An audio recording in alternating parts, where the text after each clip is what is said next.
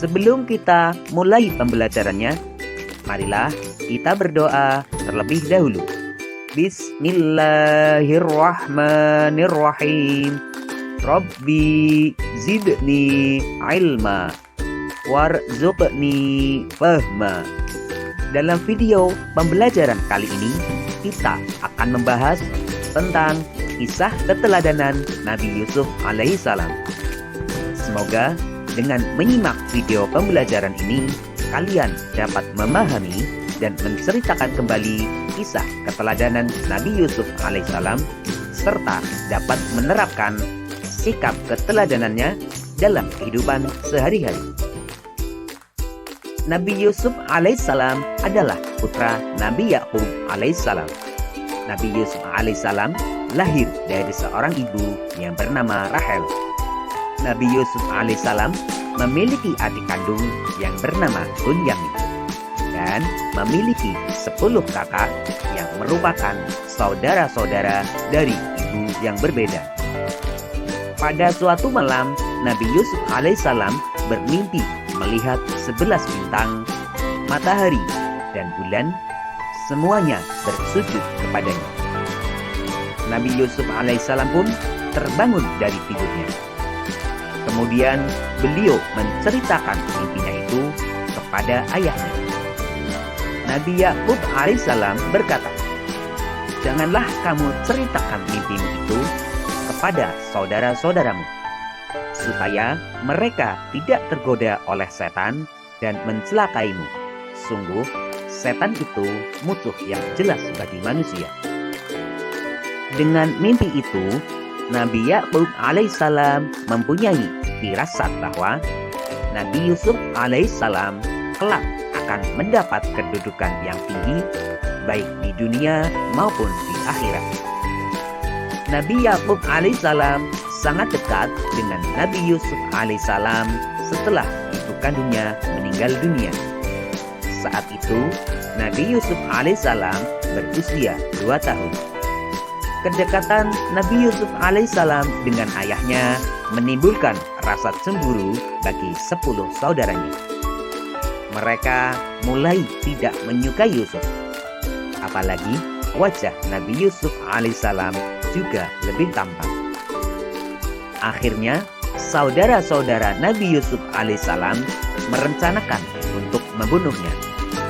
Saudara-saudara Nabi Yusuf alaihissalam menghadap kepada Nabi Yakub alaihissalam dan meminta izin akan mengajak Nabi Yusuf alaihissalam kecil untuk bermain di hutan.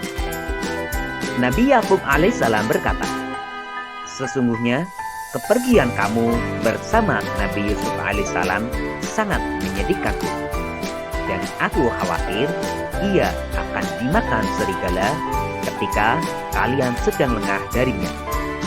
Namun, akhirnya mereka berhasil membujuk ayah.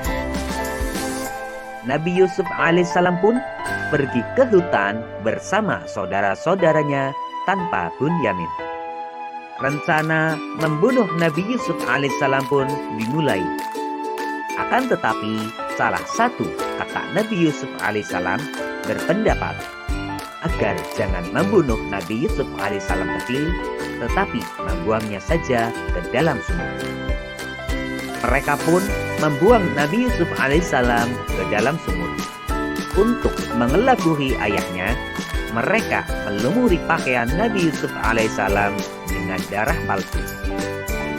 Saudara-saudara Nabi Yusuf alaihissalam kemudian pulang dan berkata pada ayah mereka, "Wahai ayah, kami tadi sedang bermain dan berlomba memanah, lalu kami tinggalkan Yusuf di dekat barang-barang kami.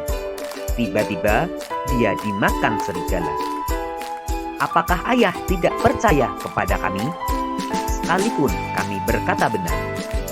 Lalu mereka menunjukkan bekas baju Nabi Yusuf alaihissalam kecil yang berlumuran darah palsu. Ayahnya berkata, "Sebenarnya hanya dirimu sendirilah yang memandang baik urusan yang buruk itu. Hanya bersabar adalah yang terbaik bagiku.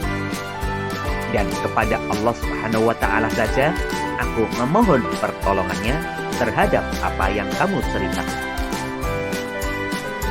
Tidak lama kemudian, ada saudagar yang melewati sumur itu dan mampir untuk mengambil air.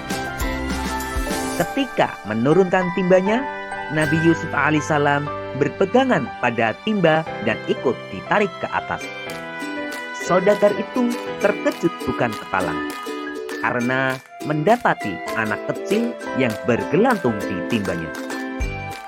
Mereka sangat senang karena dapat menjual anak kecil tersebut sebagai barang dagangan. Mereka pun bergegas pergi ke pasar. Sesampainya di pasar negeri Mesir, Nabi Yusuf alaihissalam kecil pun dijual. Ternyata pembelinya adalah penguasa di negeri itu. Sang pembeli meminta kepada istrinya, yaitu Zulaiha, agar memperlakukan Nabi Yusuf alaihissalam dengan baik. Waktu berjalan terus. Lambat laun, Nabi Yusuf alaihissalam menjadi pemuda yang cerdas dan tampan.